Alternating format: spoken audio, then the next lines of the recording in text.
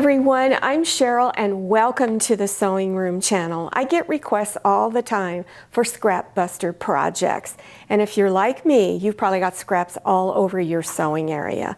I have multiple sizes. These are the little pieces of fabric. These are all 2.5-inch squares.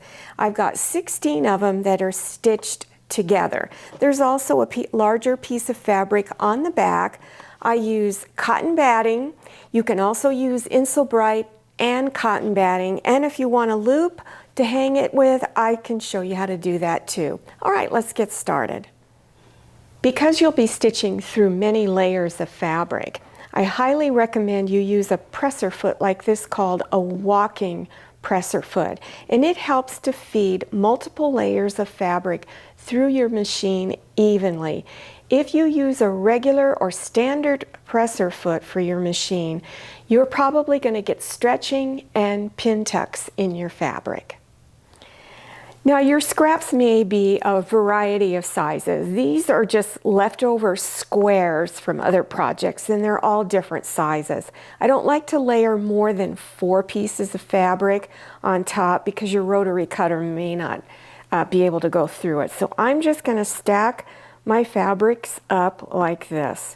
Now here is the ruler that I'm going to use, and this is the area that I want my squares to be the size of, and this is a 2.5-inch area.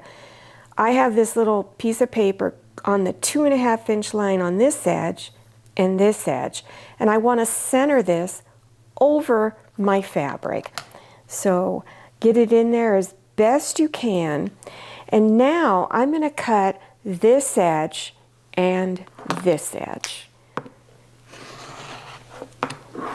Now go over here and cut this edge. Now take this corner and you're going to flip it around over here.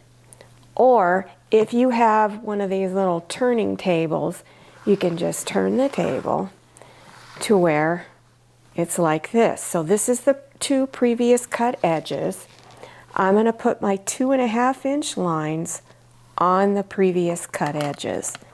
Line it up, and once you have it lined up, you're going to cut this edge and this edge.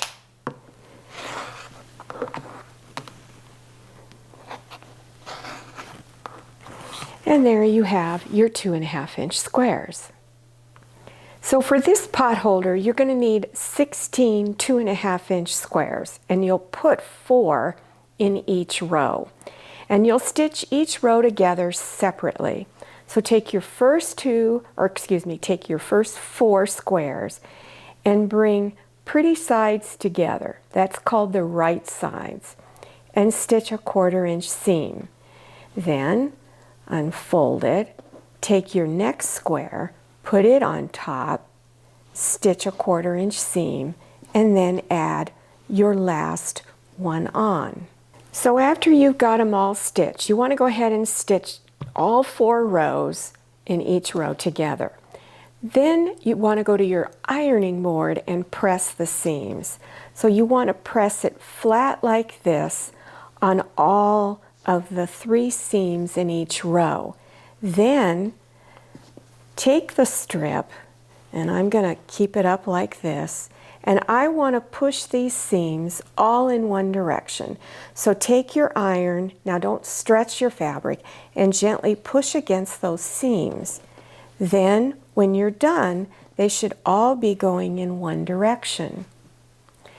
I wanted to show you the back of this before I went any further. Now I've got my rows stitched together. I'll show you how to do that in a moment.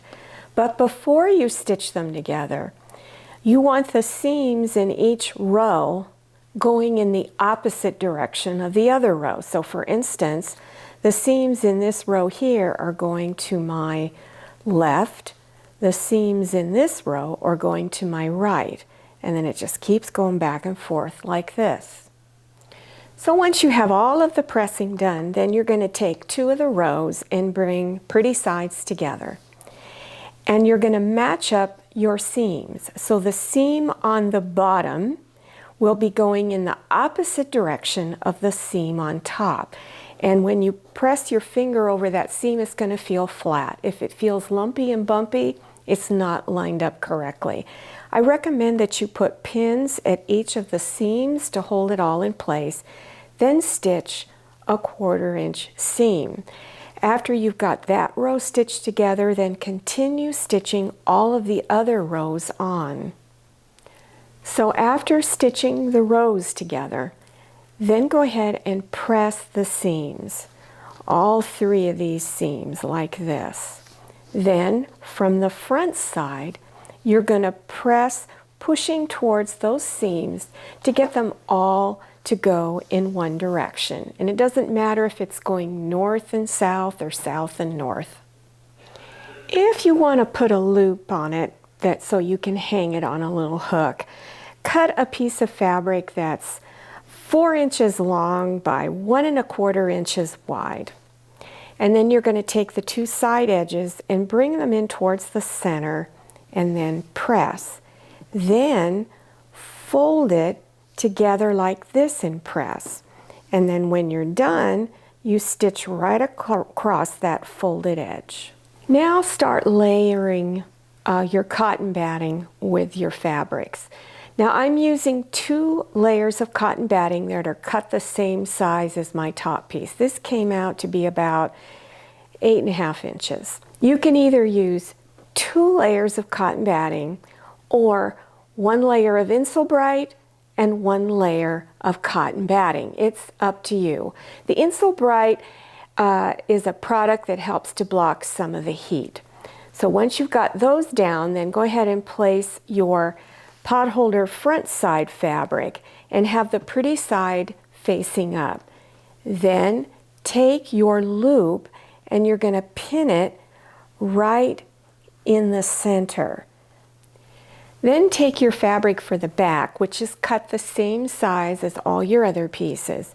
Bring that on top and go ahead and place pins around all 4 edges to hold.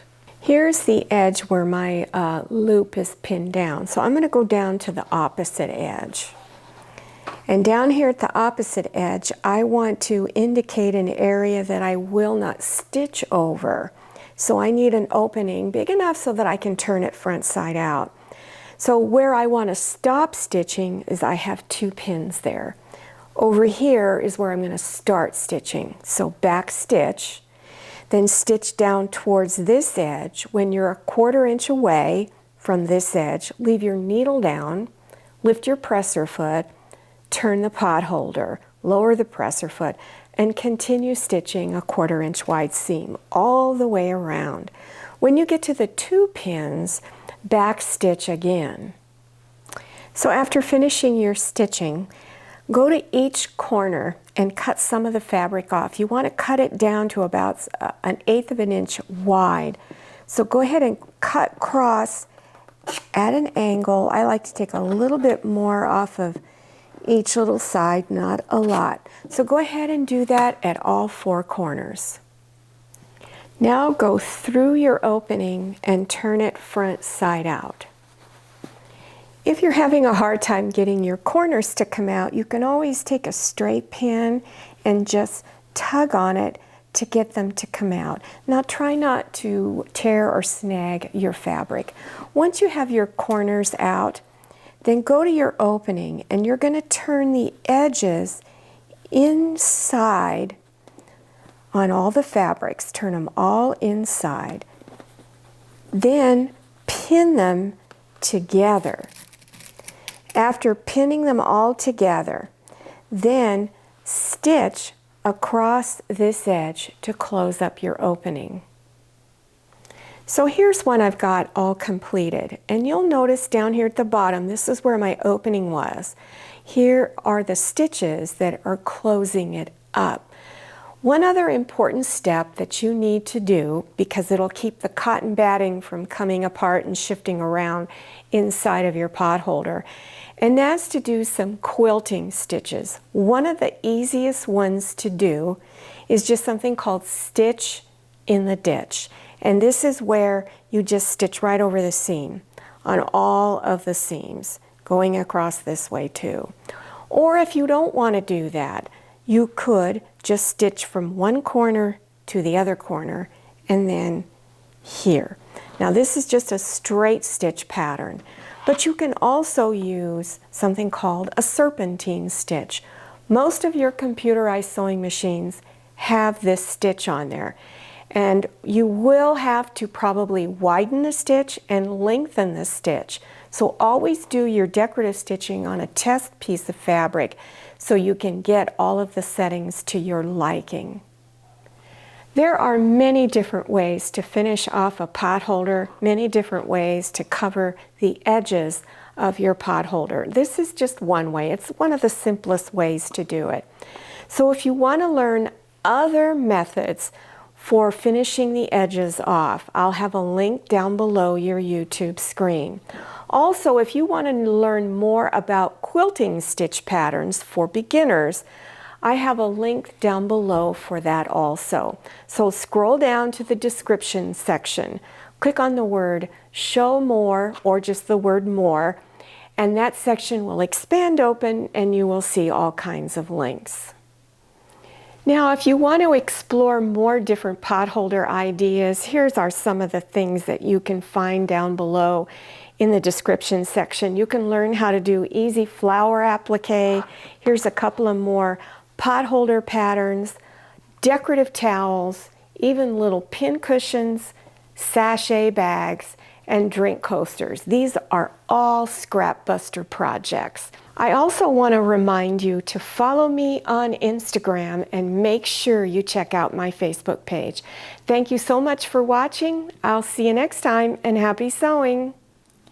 If you like the Sewing Room channel, one of the best ways to show your support is to subscribe by clicking on that red subscribe button and give this video a thumbs up. And don't forget to click on share to share this video with your friends. And make sure you click on the bell so you receive notifications for all my new videos. I'm Cheryl, this is Manny, and this is Scotty. See you next time.